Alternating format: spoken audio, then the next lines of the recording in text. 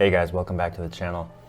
Doing a review video today of the DJI Air 2S, coming from a previous Mavic Pro owner and user. So I bought the Mavic Pro fall of 2017, I believe it was, and got the Fly More combo. I think it was about $1,400 at the time. Passed over on the Mavic 2.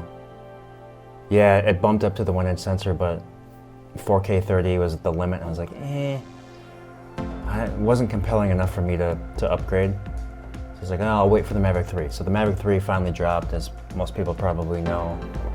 What is it, maybe a month and a half, 2 months ago, something like that.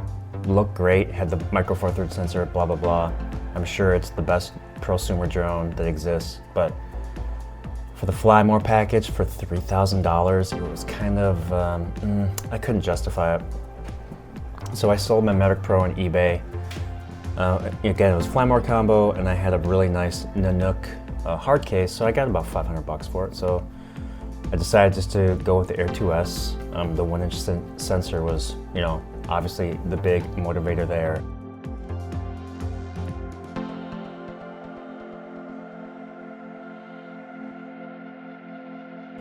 I've been able to use this for about a week while on vacation in Florida over Christmas and New Year's.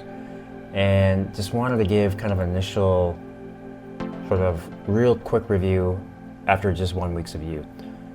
The biggest pro, and it's not a shock, is the sensor. Going to the 1-inch sensor from the 1/2.3-inch sensor on the Mavic Pro, just immediately noticeable and a massive leap forward. The other thing too is you get 5.4K potential.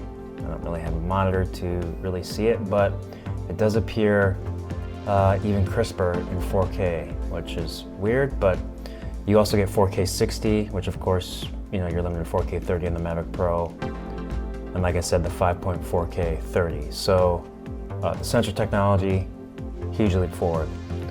In my week of use, I didn't really notice any gimbal or stabilization advantages from the Mavic Pro to the Air 2S. Maybe with more use I'll form an opinion, but seem pretty comparable.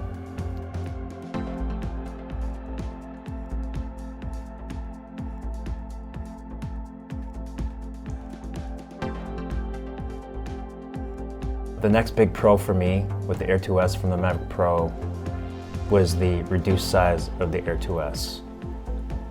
I guess I didn't really understand how much more of an advantage this would be, especially when traveling with this thing. If you're going to be flying on the plane or flying somewhere, obviously you want to have everything as compact as possible. So coming in roughly at 2/3 the weight and sort of overall volume of the Mavic Pro, the Air 2S, the total combined volume you need for the controller, the drone itself, the batteries, charging, all the cables and crap. It was very noticeable and much easier to transport. I mean, it's pretty obvious, but I didn't think it was going to be that big of an advantage until I kind of lived with it on a daily basis throughout my week of use. So that was a huge pro.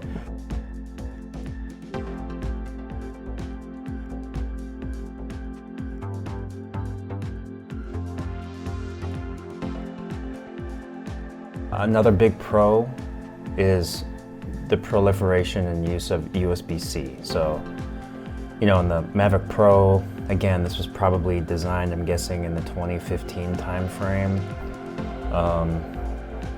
There's still micro USB usage, to charge the controller and stuff like that. And I mean, I have like nothing else that uses micro USB. So it's kind of nice that pretty much everything now in the DJI ecosystem is USB-C. So my Pocket 2 that I'm recording this on is USB-C. My action cams, the Osmo Actions are USB-C. Now the Mavic drone, or the Air 2S is USB-C, so that's really nice.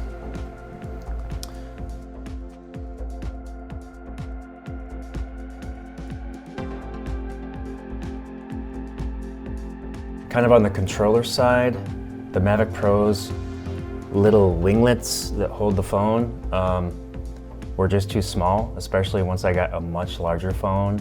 when I went from my iPhone 10 to the 12 Pro Max, basically didn't fit in my controller anymore. And really, I didn't really even want to fly it that much because I couldn't stick my phone in there as easily. The new controller does a much better job of holding the phone. And but still, even with the 12 Pro Max, I wish the mechanism to hold the phone could open up just a little bit more, even if it was just like a 1/4 inch or 3/8 of an inch. Right now, I feel like the 12 Pro Max is kind of at the limit of that mechanism, but once you get it in, it holds nice. And having the phone or your display above your hands in the controller versus below, huge pro as well, huge benefit.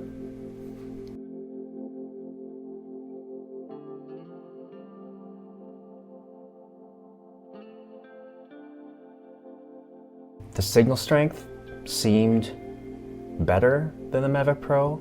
However, a lot of the flying I was doing over the week was kind of, easy line of sight at the beach, kind of over the ocean. So it seems like it's a much better connected signal to the drone, but I can't say for certain.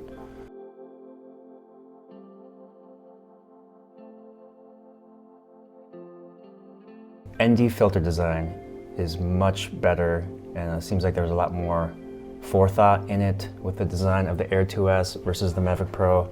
With the Mavic Pro, I bought some, I think, Neewer ND filters, and they kind of just friction fit over the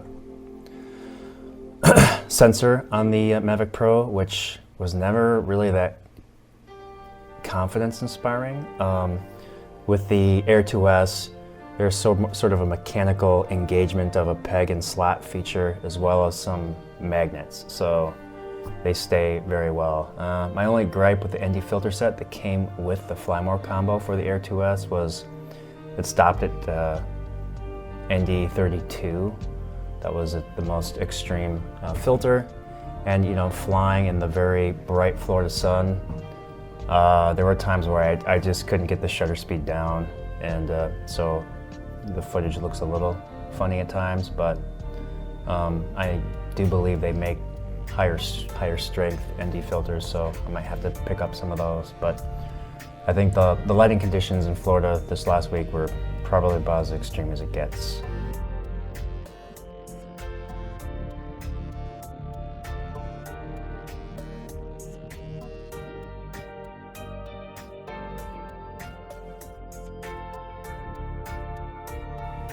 Some of the cons, or some of the things I didn't like with the Air 2S, and again, my flying was limited, just 1 week, and I didn't fly in that windy of conditions, but it did seem more perturbed or disturbed by windy conditions than the Mavic Pro, which would make sense. The Mavic Pro weighs more.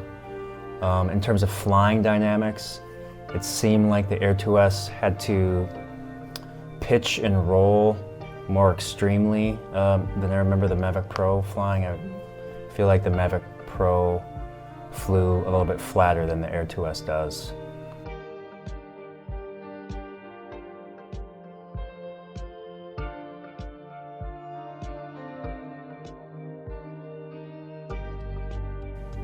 I'm also not a fan of the Air 2S's battery charging strip. It's I don't know, it relies on these sort of interference fits with these like plastic molded rib features, and I just don't like how it's designed.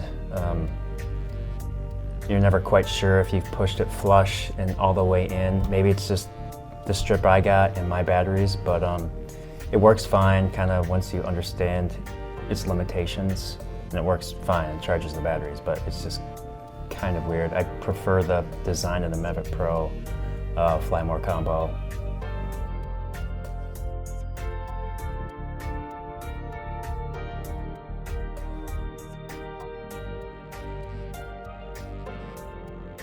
Oh, in this footage that you've been watching, pretty much everything is normal color, straight out of the camera, 4K 30. I didn't do anything in post. in DaVinci Resolve. So this is pretty much just as it looks.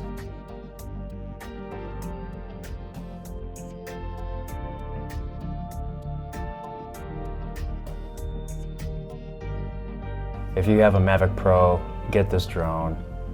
Unless you're cool with, dropping 3 large on the Mavic 3, I think this is probably the next best upgrade for a Mavic Pro user. Hope this was helpful to you, and I'll see you next time. Peace out.